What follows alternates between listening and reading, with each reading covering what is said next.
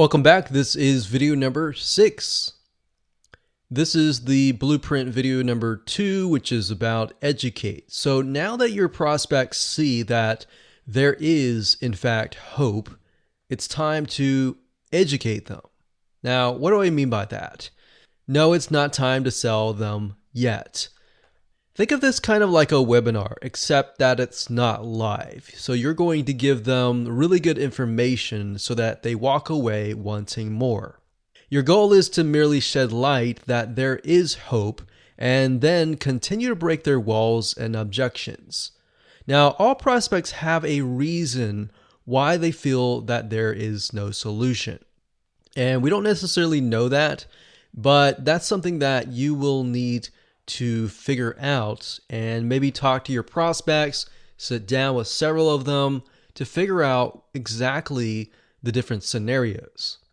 Now, it is, of course, your goal to figure out what those objections are. So like I said, sit down with them and try to jot down what their common questions are and what are the common objections that they have. Another good way to do this is to talk to your customers, those who may have already purchased your product. If that is not the case, you can't really do that. But if that is the case, then you can sit down with them and say, what were your objections before you bought my product or service? And then once you bought my product and service, how did those objections change? So you should already know this, but if you don't, one secret that I can tell you and one shortcut is to take a look at your customer support help desk. Look carefully into the people who complain the most. Now, what I mean by complain is constructive criticism, not the people that just whine and complain and scream and pout, but rather the people that have valid constructive criticism. Think of those people. Oftentimes, these people are asking the very same questions that other people are asking too. Maybe oftentimes 1 out of 100 or 1 out of 1,000 are very vocal and they're giving valid constructive criticism. But the other 999 people, or how many other people, are not voicing them out loud. They're just thinking of it and they're leaving. So what you want to do in the beginning, of course, to make sure that it flows correctly, is to connect the previous video by kind of giving a recap of what you talked about in video number 1, which is the motivational video. You got to remember that people will forget what you taught earlier. So you want to briefly discuss what you'll be talking about in this video. And then after that, you want to give another recap of the opportunity or the benefit that you promised in the prior video. And then you want to give a recap of the story that you told. You want to keep this short, of course, so that they are going to remember the hope that you promised them.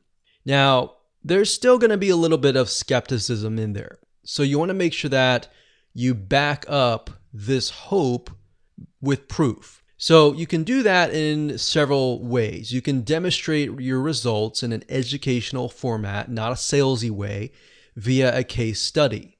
You can also demonstrate your results in an educational format via your client's testimonials, or if your client was able to sit down with you and be part of a case study, you can provide that in an educational format. So what I mean by that is, let's say, for example, that you're showcasing your client's case study. So in a non-salesy way, you can show what happened before. Maybe the client had objections, they lost hope, but then they tried your product and then this is what happened. So you definitely want to do that in a non-salesy way. And I know I keep repeating that, but the more you are more educational, you give them information that they can walk away thinking, wow, this was a really good video. I want more.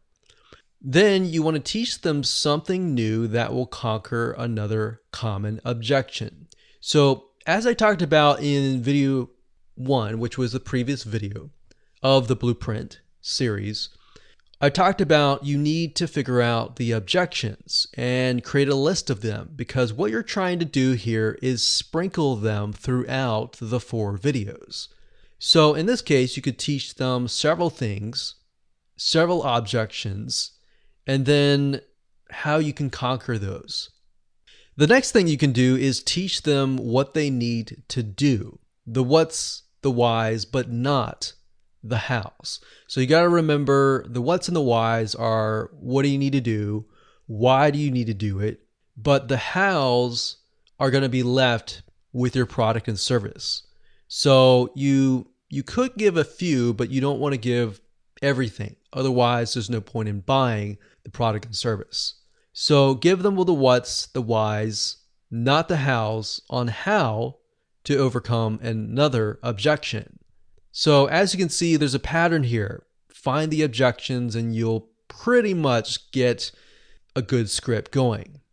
And then of course, in between, give some aha moments and golden nuggets of value. And of course, last but not least, you want to make sure that you connect this to video number 3, which by giving a preview of what is coming up next, which is the system or the solution or the kind of secret sauce of what makes your product and service different, what is something that you discovered, and you'll be sharing that in video number 3.